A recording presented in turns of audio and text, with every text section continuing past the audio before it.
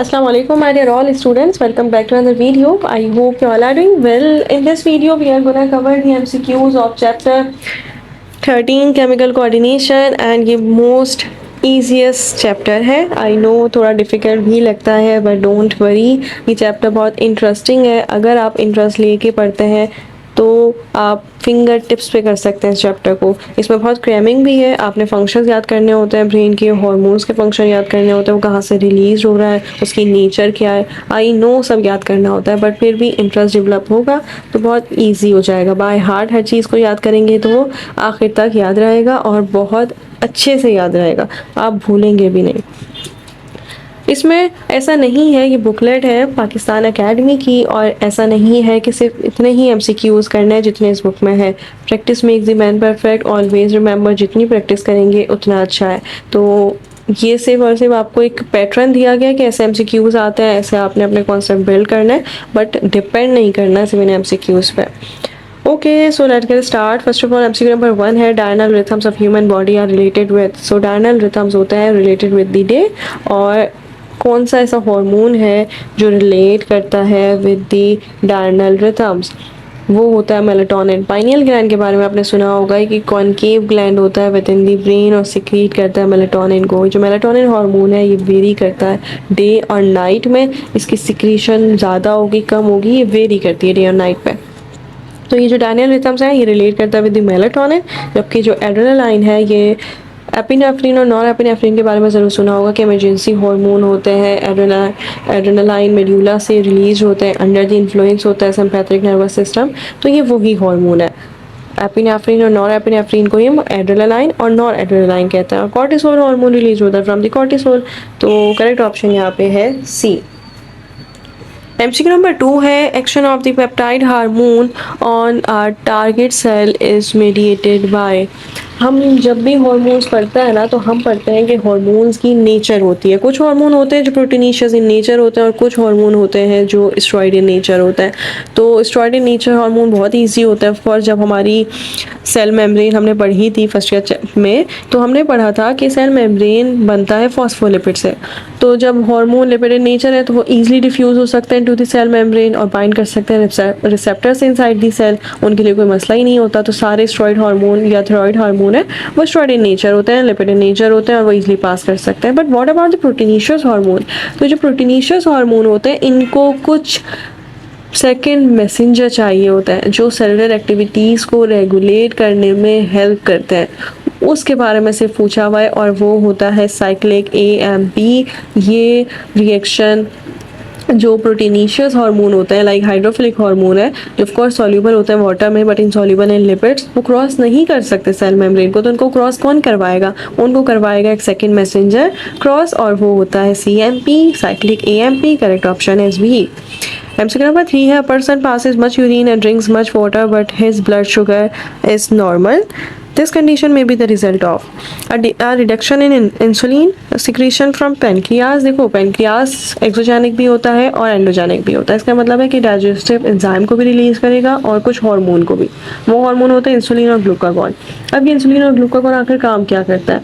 आपने इंसुलिन और ग्लूकागॉन के बारे में पढ़ा होगा कि ये रिस्पॉन्स में जनरेट होते हैं. अगर ब्लड का ग्लूकोज लेवल बहुत कम हो गया है तो रिलीज होगा ग्लूकागॉन और वो काम करेगा ग्लाइकोजन और अमाइनो एसिड को कन्वर्ट कर आएगा ग्लूकोज में in the liver and then वापस से ब्लड का शुगर लेवल नॉर्मल कर देगा. जबकि इंसुलिन इसका एंटागोनिस्ट होता है, उसका अपोजिट काम होता है. वो सिक्रीट होगा in response to the high level of glucose in the blood और जब भी ग्लूकोज का लेवल ज़्यादा हो जाएगा तब ये रिलीज होगा और एडिपोज मसल्स और लिवर में ग्लूकोज को मतलब कि उसकी एक्युमुलेशन करवाना शुरू कर देगा. उसकी वजह से ऑफकोर्स ग्लूकोज लेवल कम हो जाएगा ब्लड में.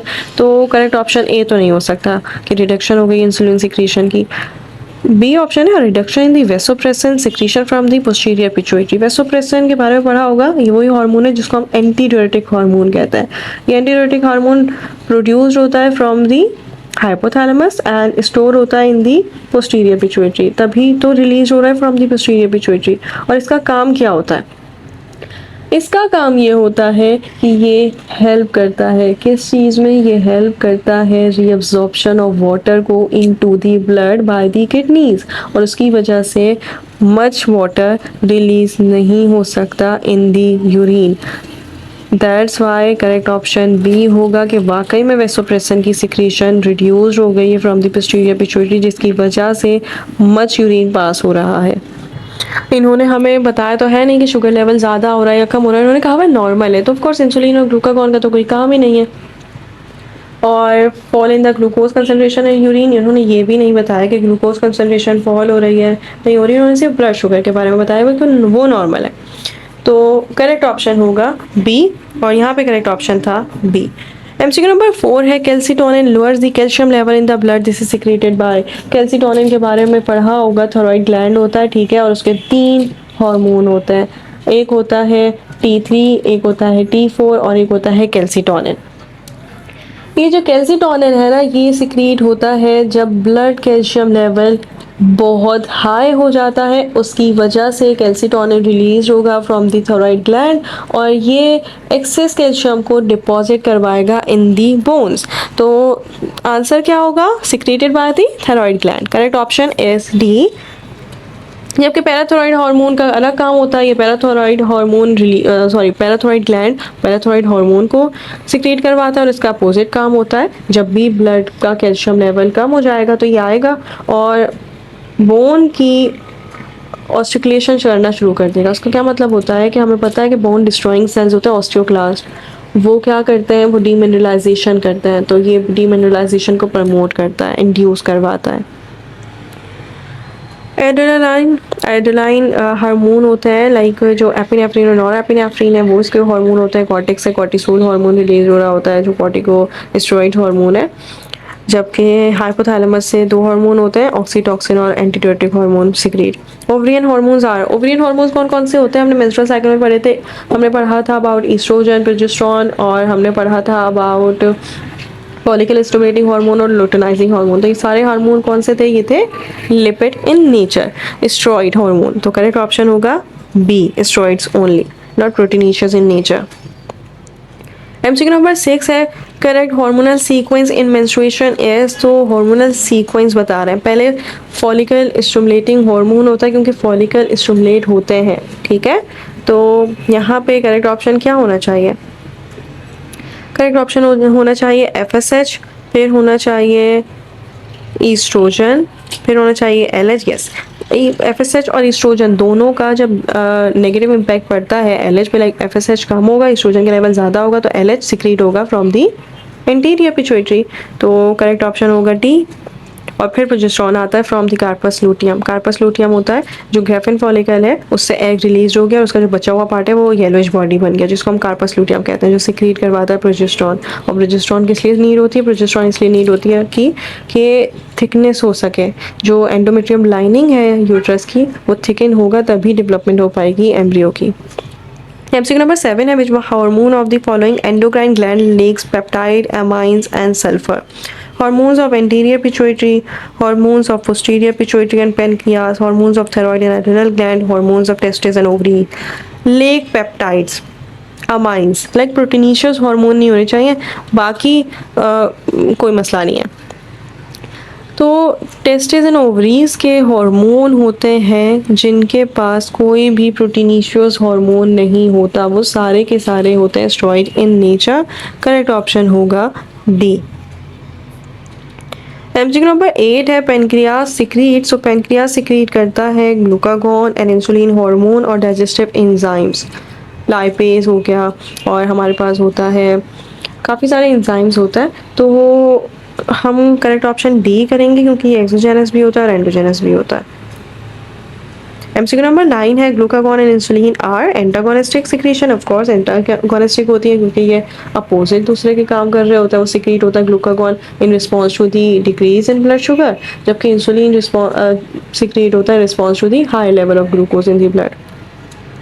Secreted by same cells and perform similar function? No. Secreted by the same cells? No. ये भी नहीं है क्योंकि अल्फा और बीटा सेल्स होते हैं पेनक्रियाज में। अल्फा सेल सिक्रीट करता है ग्लूकागॉन को, बीटा सेल सिक्रीट करता है इंसुलिन को।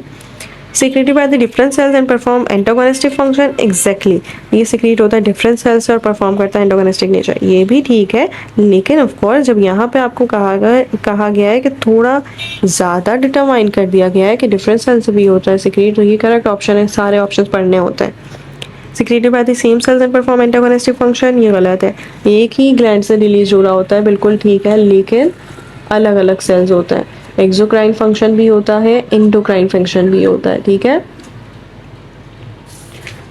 एमसीक्यू नंबर 10 है, the urine of a male is very diluted and the quantity of urine is too much and the dehydration has started in his body and he is very thirsty by the cause of.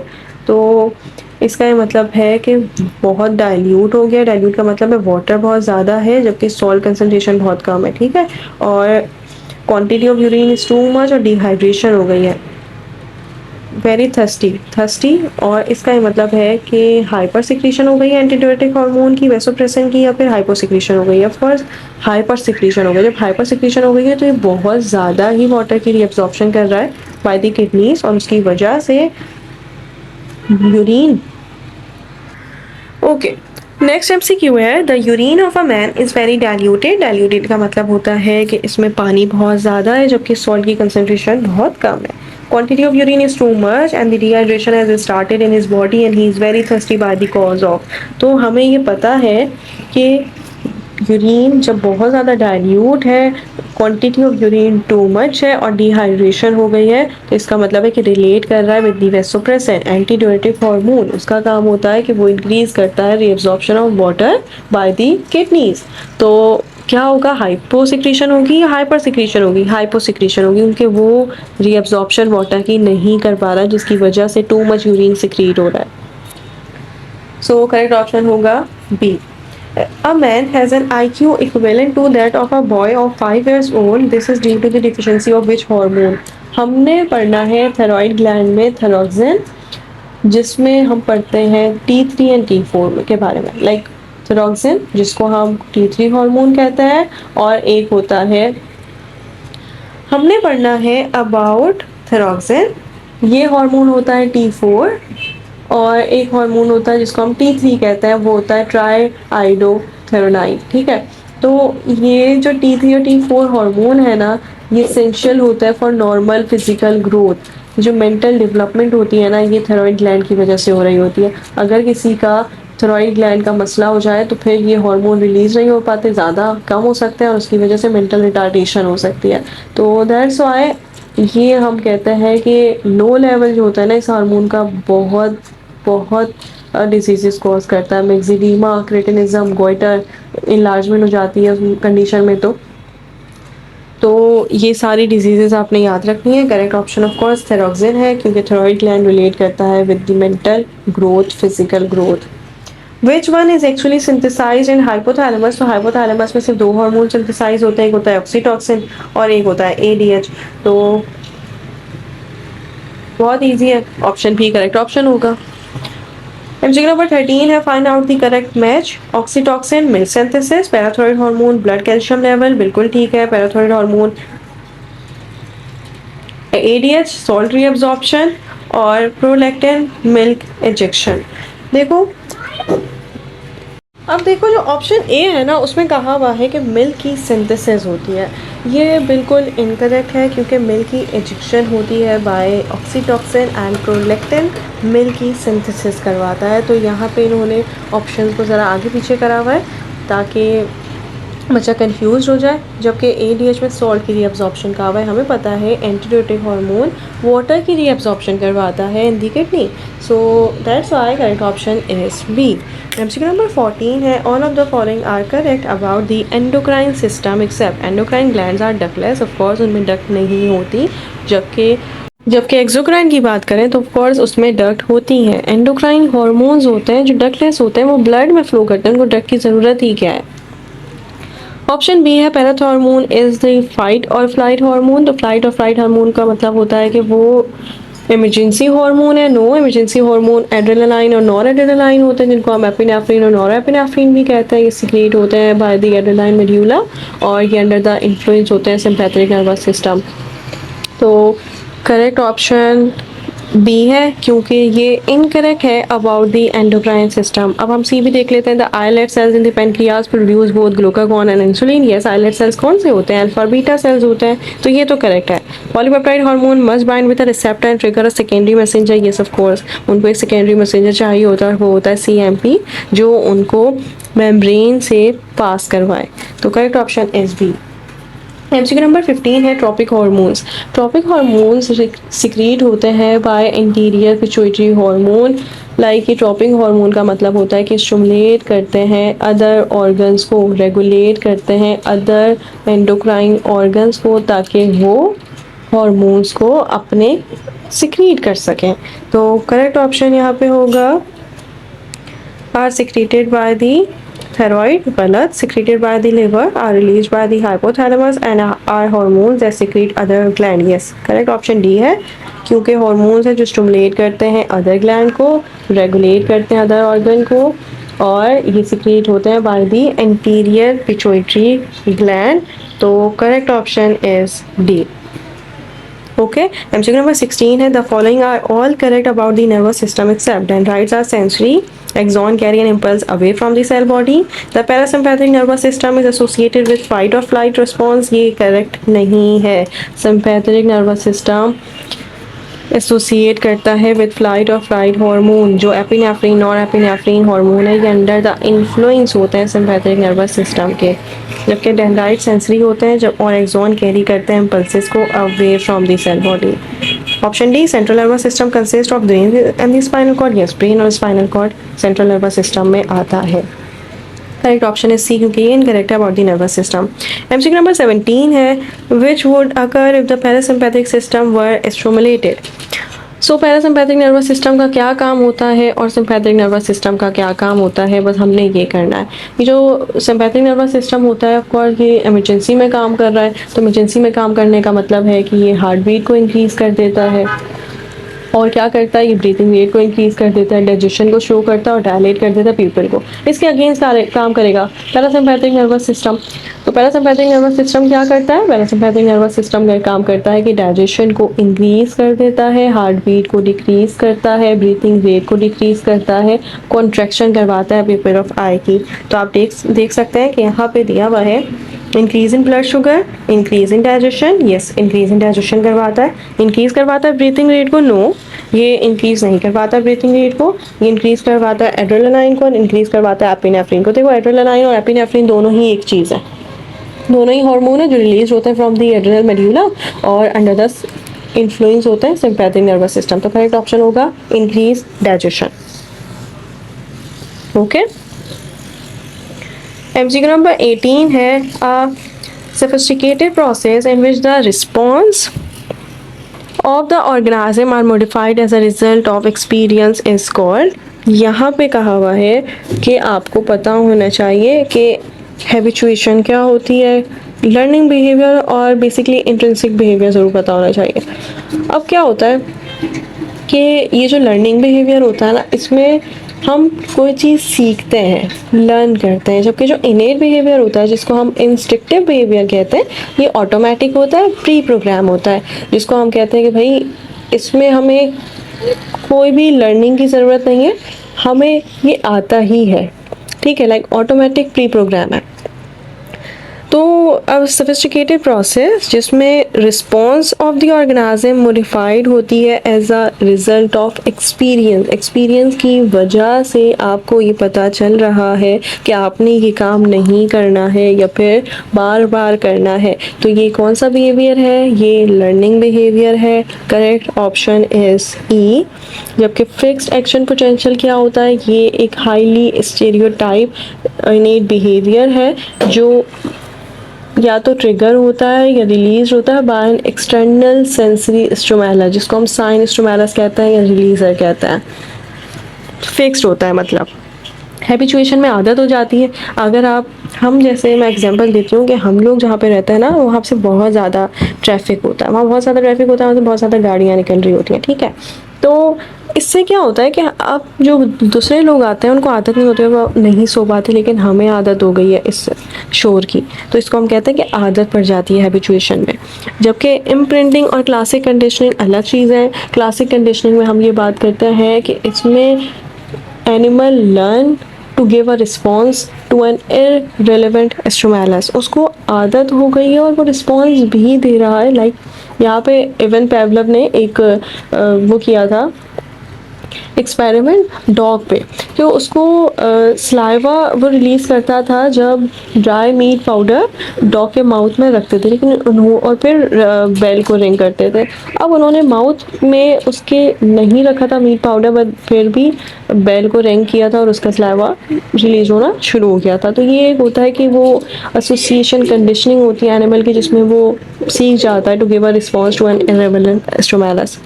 जबकि imprinting होती है कि early stage होती है, जिसमें अगर हम mammals और बर्ड्स की बात करें तो इनसेंसिटिव पीरियड होता है, जिसमें एनिमल लर्न कर लेता है कुछ स्पेसिफिक इंफॉर्मेशन को। Correct option is A. MCQ number 11 है, you want to train your puppy to wait at the curb until you tell him to cross the road. Your friend advised you to give your dog a treat every time he does as you ask. Your friend is advising that you train the dog using. तो आप dog को कैसे train कर सकते हैं कि वो वही चीज़ करे जिसके बारे में आप उसको पहले ही बता चुके हैं। तो ऐसी कौन सी लर्निंग होती है जो जिसमें ट्रेनिंग हुई भी होती है, जो ट्रेन कर रहा होता है, या फिर वो कंडीशन जिसमें एनिमल लर्न कर रहा होता है to give a response to an irrelevant stimulus, वो होती है क्लासिक कंडीशनिंग। करेक्ट ऑप्शन होगा बी। ठीक है। एमसीक्यू नंबर 11 है, you want to train your puppy to wait at the curb until you tell him to cross the road. And your friend advises you to give your dog a treat every time he does as you ask. Your friend is advising that you train the dog using. तो ये है operant conditioning, जो trial और learning error है। हम इसमें ये कह सकते हैं कि ये एसोसिएट होता है बाय लर्निंग या फिर पनिशमेंट। हमें किसी चीज़ का लालच है, रिवॉर्ड मिल रहा है कोई, या फिर कोई पनिशमेंट मिल रही है जिसकी वजह से इस बिहेवियर को सीखना है। तो यहाँ पे कहा हुआ है कि हाँ, treat every time. Treat every time का मतलब है he does as you ask. तो ये ऑफ कोर्स ऑपरेंट लर्निंग है, जो ट्रायल और एरर लर्निंग है। Correct option is A.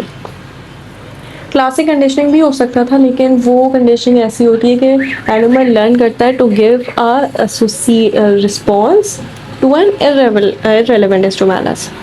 MCQ number 20 है, dash is learning that occurs during a sensitive or critical period in early life irreversible for the length of the period.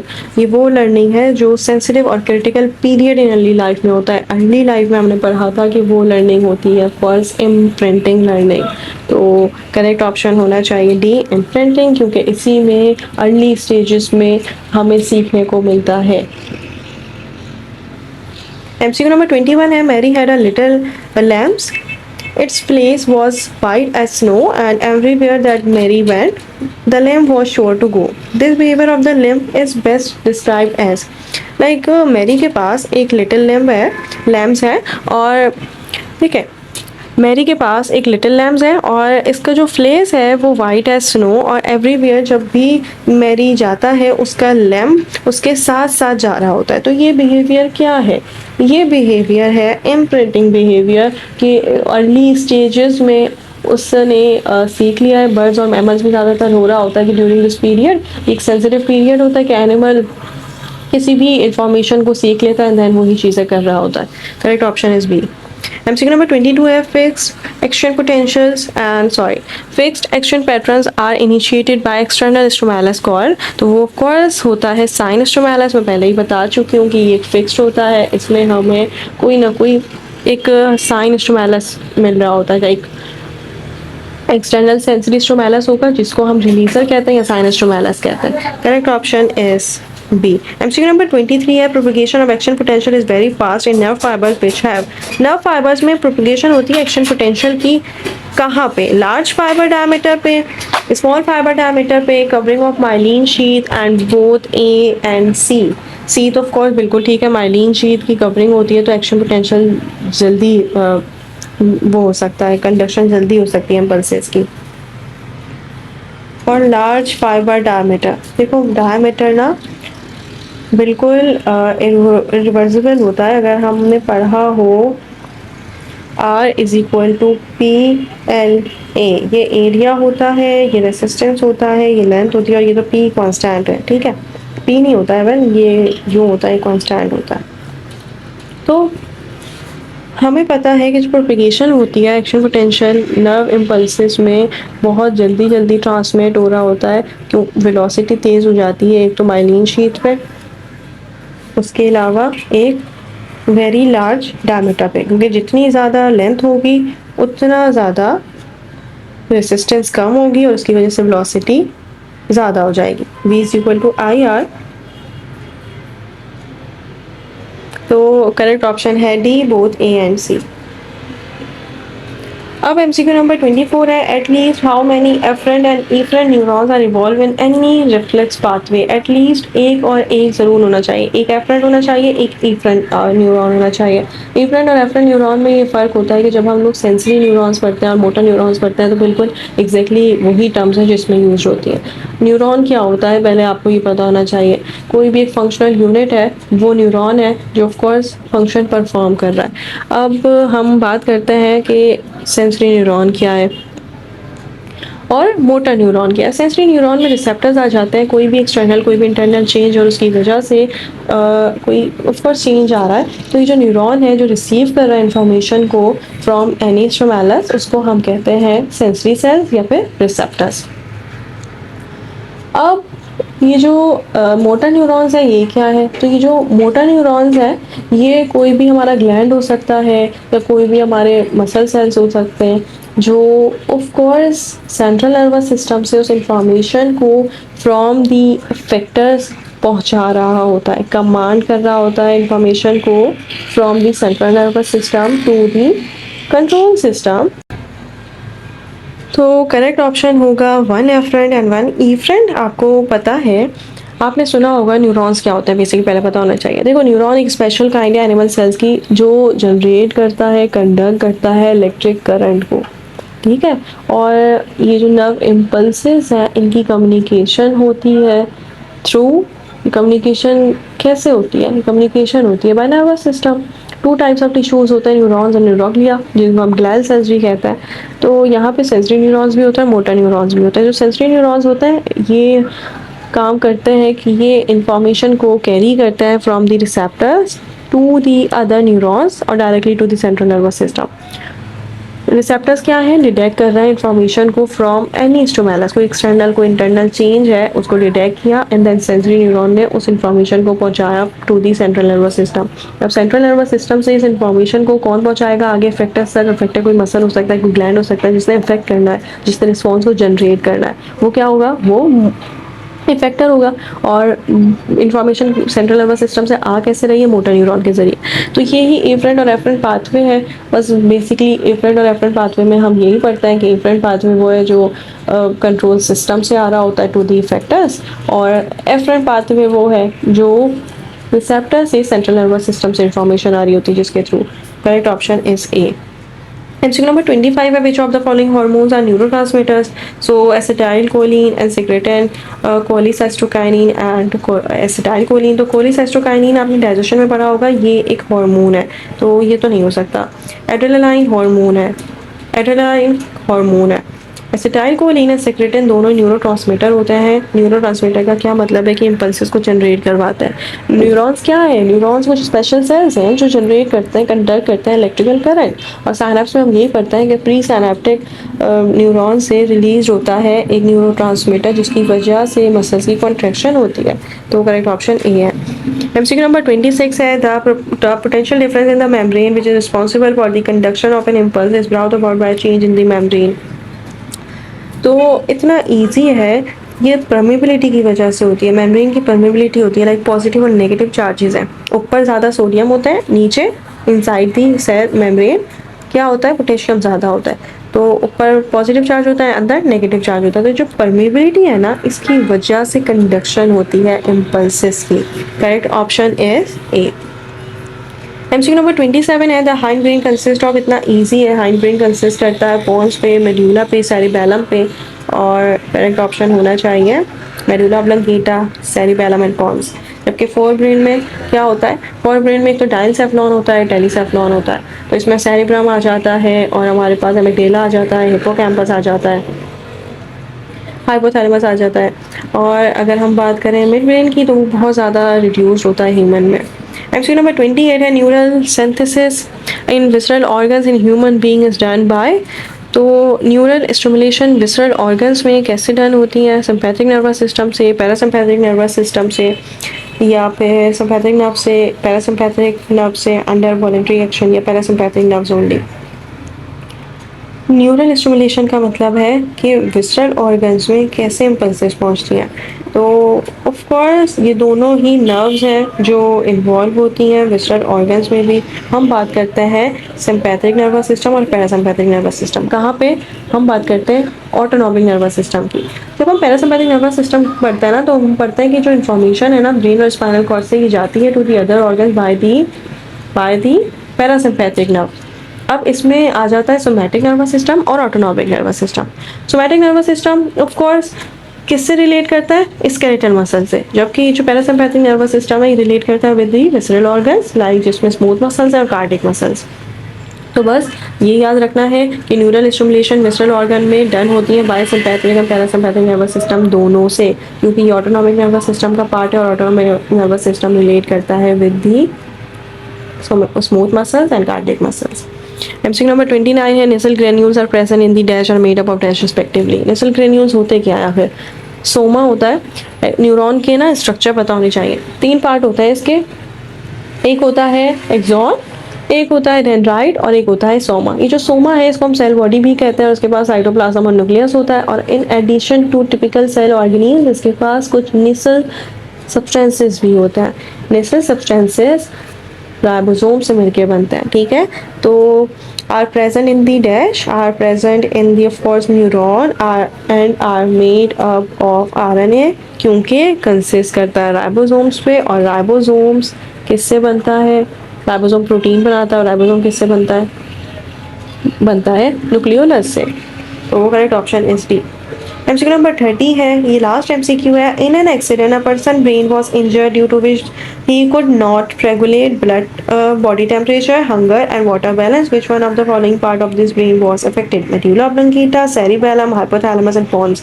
hypothalamus के बारे में बहुत detail में पढ़ा होगा आपने, ठीक है। हाइपोथैलेमस क्या करता है, बॉडी टेम्परेचर को रेगुलेट करता है। हाइपोथैलेमस थैलेमस के थोड़ा सा नीचे होता है, इसलिए इसको हाइपोथैलेमस कहते हैं।